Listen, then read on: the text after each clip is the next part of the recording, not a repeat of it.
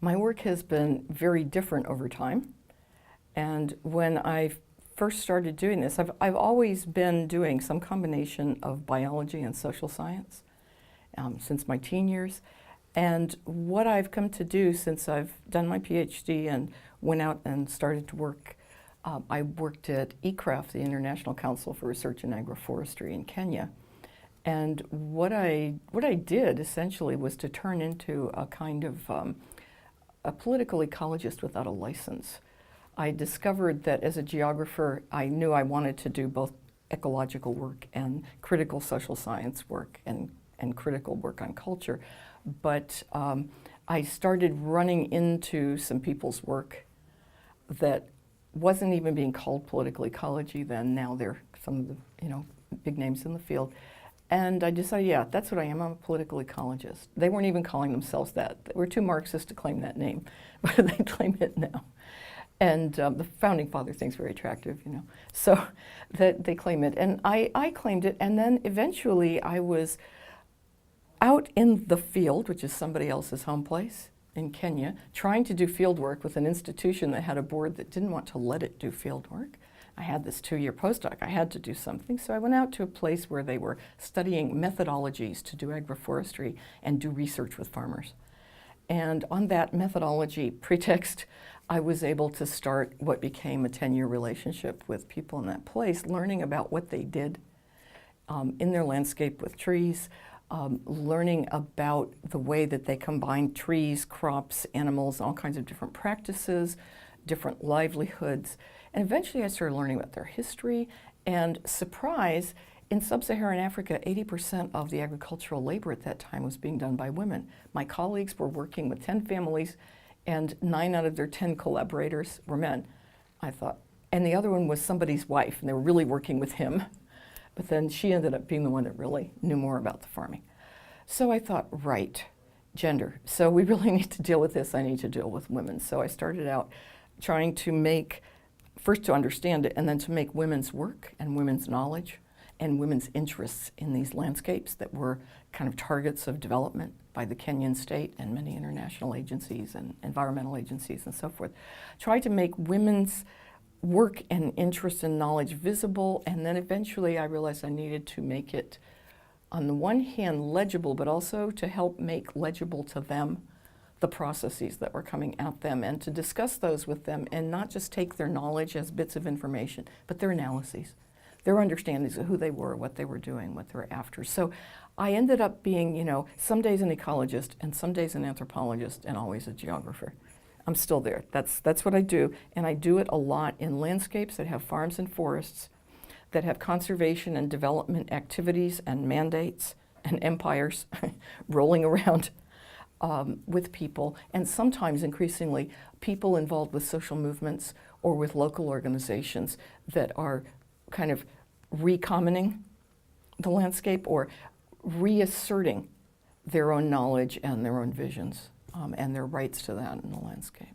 One of the things that I'm doing right now is writing about land grabbing, and in fact a conference here in, I believe, 2011 on land grabbing was the occasion for me to draft a paper which has just been published in one of the issues of Peasant Studies that they featured yesterday in the book fair. And the thing I did there, my friends call it in Spanish a denuncio académico, an academic denouncement. And a lot of the social movements and the autonomous press, the independent press, they do these denuncios, these denouncements, partly as a way to protect people from the kind of repression that's gotten a journalist and a human rights worker from Veracruz killed in Mexico City about a month ago. The kind of thing that's gotten young people who stood up and took a leadership role in resisting a great big new industrial strength tourism development in Chiapas. 3 of them were killed while I was writing the article about what was happening to them and their response to it. All unarmed, all nonviolent, none engaging in any illegal activity. And what I realized was that I was interested in being in Chiapas and helping people. They tell us to stop it, okay? But that's what I started out interested in, helping people to develop kind of new agroforestry systems, new agricultural and forest landscapes based on where they're at now, the situation they're in, and they are in a struggle to sort that out. On the other hand, when they found out I could write these political ecology pieces, which they called academic denouncements, they thought that was pretty interesting and useful. So I proceeded to formalize that, and I've just written a paper, and it's about the way that the land grab, which in some places is about supposedly failed or very weak states. It's about one wealthy person buying up 10,000 to 100,000 to 500,000 hectares at a shot. And it's all about the purchases. Well, as it turned out in Chiapas, it's territorial. And it's being facilitated by a strong and now increasingly militarized state. And it's cleansing the forest for the private investors who don't have to make big purchases, who can come in and take little pieces of land and become a node in a whole territory that has been reclassified and recoded, whose people have been reclassified and recoded, and many of them sent off. Except that there is this resistance there. And it's been effective for 15 years. The project hasn't started, and the people are still on their land, or at least in the region, if not occupying the very same space. So that's one thing that I'm doing. The other thing is writing some things about new ecologies, about emergent ecologies. One of my colleagues, Wendy Harcourt, just called them queer ecologies. We're talking about looking at assemblages of people, plants, animals, things, artifacts that come together in a place, and they're an item, but it's not legible to the scientists, it's not legible to policymakers, often not visible. And so part of the work I do now, and I'm now combing through data sets that I've been putting together for 20 years because now there's some scope to publish them. I'm talking about emergent ecologies, new ecologies that in one case we have a regional agroforest that is full of indigenous tree species from the, quote, original forest, right? And nobody was trying to make policy to foster that, to save it, to expand it, even though it does so many of the things that the so-called original forest did. So I'm busy writing that work up from Machacos and Kitui districts in Kenya, from a place in central Dominican Republic, from a second city of almost 1 million people in the Dominican Republic, and now in Mexico, you know, looking at these peasant ecologies, indigenous peoples' ecologies, but I also look at urban ecologies, peri-urban ecologies, and also develop tools that other people can use to go out and quantify these things, to see them, to name them, to quantify them, to appreciate them, so that we're not all held hostage to World Wildlife or Conservation International's idea of what's a real ecology worth saving. I've been working for a long time doing what I and some others decided to call feminist political ecology, and it kind of took hold. And then we all focused on women, on making women visible with respect to environment, right? We focused on making more legible to women in many places the gendered nature of environmental policy and the environments in which they were operating and the distribution of resources and authority over them and so forth. We also went a long way to begin to use the entry point of women's lives and thinking about gender, but often just starting from women's lives and looking at the ways in which knowledge was gendered, the ways in which authority over land and plants and animals was gendered, the way in which distribution of access to things and the products of work and so forth were gendered. And eventually, in many places, we found these very complicated gendered tenure regimes, and there was tree tenure. And a woman might own a tree on the land of her husband, or one woman in a family that was polygamous with 3 wives would have land that belonged to her, and the crops that she raised were hers, and she had her own crop store. And then her husband would have dibs on her labor in his plot. There might be a tree in his plot that she tended, and she was therefore the rightful owner of the fruit. We began to map out things like that, and it helped us to just see a complex commons, complex tenure, resource tenure beyond land tenure, and a very complex commons. and something you couldn't put a polygon around. You couldn't just draw a boundary and say, this belongs to you, this belongs to him. So we went from doing that, many of us went from doing that with women, about women and gender, and we just started looking at landscapes that way and looking at all the interest groups in the space that way. And I think we went from just being able to see a landscape that belonged to a family, or some people would have said a household head, to a landscape with all of these multiple dimensions of elements in it and tenure relations that were gendered, to complex tenure relations among many different groupings of people, to the complex commons.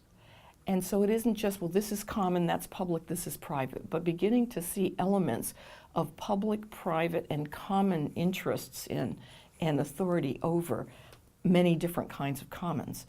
And from there, what I would say is one of the things that I would like to see feminism embrace, and I think could be informed quite a bit by feminist experience, is recommoning. People taking over public plazas, people standing on their land and refusing to let go of it, people creating new commons in the countryside. I think that recommonings can gain a lot from the knowledge and experience of feminist movements and feminist thought. And I think that feminists can gain quite a lot and could contribute something very important by participating in that process. One is this feminist issue that many of us have been dealing with for quite a long time, and it's part of what we do in feminist political ecology. With lots of people, we do lots of things, and we're purposely quite broad and quite flexible, and we're learning from each other all the time, right? But one of the things that we do in feminist political ecology is to look at identity and look at multiple identities. These are kind of phases in feminism, right, in feminist theory. And also then to look at the way that most of us are simultaneously coming from and in the process of creating multiple identities. And I like to think of it as a network, and there are all these little nodes. And I tell my students, you know, if I go to Harvard, my class node it lights right up. I really remember where I come from when I go to Harvard. And if I walk into a room full of men, my little feminist light's just right there, you know. So we're thinking about multiple dimensions, multiple elements of identity, and the way that those affect when we're as individuals and then in interaction with various groupings, how our interests in something like landscape might be different. Our attachments to some animals and not others. Our interest in some activities like voyeuristic tourism versus hunting, you know.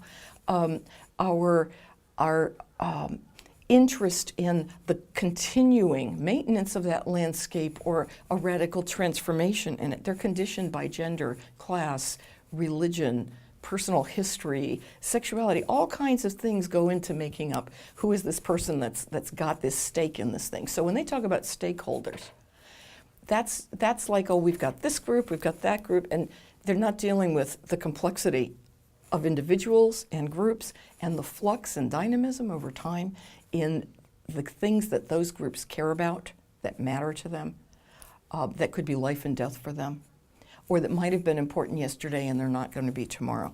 So those kinds of things I think are not well understood. And the other problem with the stakeholder business, I think of a bunch of guys with a skewer with a steak on it. And then there's those people with the little meatball and the lady with the tofu and the person with the empty skewer, you know. And so, and usually it's the real stakeholders that make it to those tables. And when the other people go, the rules and the format are the rules and the format of those stakeholders. So they get to feel small in a place that's not theirs. They get to feel voiceless in a place where their voice doesn't have resonance, you know. And so there's that whole business about difference, right? So that's one. The other one is about within ecology, this business of emergent ecologies, that there are these very vibrant new ecologies that are not being valued, and if you don't value them, you can't protect them, or you can't help people to optimize the production of something in it that they might really need to keep going. And so a lot of what's being done, there's a lot of quantification, there's a lot of classification, there's a lot of reduction, abstraction, But what there isn't enough of is what I would call radical empiricism, that you go out and you look around and you be inductive, not deductive. You be inductive, you scope around and you see what's actually there, you see who is there, and you begin visiting different standpoints, different perspectives based on different beings in that landscape to try and understand what are the relationships. So we get a lot of boxes, we get a lot of categories. We don't get a lot of relationship, and the ones that we get are things that are coming from a top-down vision and from a single place, some postulated neutral place that I believe does not exist. So what's missing is being able to convene conversations, to work on scenarios, to work through questions where you visit lots of different perspectives by social group, by species, by livelihood group, you name it, or by urban versus rural, all those things. So how the heck are we going to govern a planet if we can't even convene a group of people to have a really deeply democratic conversation about something? Right now, I think everybody agrees that we're at a point in history where we have a lot of decisions out there, and there are various crises. I wouldn't deny them. It's a little scary because sometimes we let the crisis push us into a quick fix, and we take a road that we can't turn back from. We make a lot of mistakes. We throw a lot of people under the bus, a lot of species under the bus, right? But because there is this sense right now that's starting to be more shared, I went to the People's Climate Convergence in New York City. I had been years before 2010, I went to the Cancun meetings to the Alternative Via Campesina Forum. At that forum, I thought, oh my God, I will never see this in my country. I will never see people who are doing racial justice, indigenous politics, women's rights politics, human rights politics, environmental conservation, sustainable development. I will never see them all in one place. This is so heartening, but I'll never see this. And in New York City last year, in September, they were all there. The indigenous and the environmental justice communities, basically communities of color from the United States, including indigenous from the United States, led the march. They were many. The NAACP had a climate justice officer present. The National Association for the Advancement of Colored People has an office of climate justice. Woo. This, for me, there's a moment of convergence here that I had never expected to see. And I was in the street with people from children's schools who went to the climate march, their parents, their teachers. I ran into people I'd known from years back, and one of the environmental justice organizations hung out a big banner. A group from a black high school marched down the street with their band and joined us at an intersection, and I just thought, this is it. So that's the opportunity I see, that we can even say the word climate justice right now is actually quite something. So I feel like we're at a moment and a place where there are enough people who've come to the table, and they're not just against something, but they're critical, and they're very much for doing a whole set of things. And there are perhaps, I hope, enough people in positions of power willing to listen. If not, we'll have to do it without them. But it would be nice if they'd make it easier. I would say that speaking to people who are doing resource politics or see themselves as operating in that sphere and addressing the kind of issues that we have here at this conference, from climate change to water to land issues to biodiversity, all those things, that what I really want to see us do is to recognize the fact, right, not of the Anthropocene. That's big, and it's becoming an umbrella and an alibi for a lot of things that might run amok or go astray. Not the Anthropocene, but that can allow us to see ourselves as living beings in a world of living beings, and in a world of other persons, as persons in a world of many kinds of persons, and that we begin to do our environmental science, our ecology, our God help us, natural resource management, which carries all kinds of baggage, that we do that coming from that premise that we stop tomorrow evicting people from their landscapes, their coastal zones, their coral reefs, etc., to protect them from small artisanal producers and communities that have been there in that space, and put blinders on the sides of our eyes and not call out global capitalism. So I really want to see us dismantle global capitalism just like peeling the layers of an onion. It's a rotten onion. We just keep peeling till it's gone. We can't smell it anymore, and we figure out who we're going to be. And we stop displacing people who are already doing a pretty good job of being from their places in the world where they're still connected.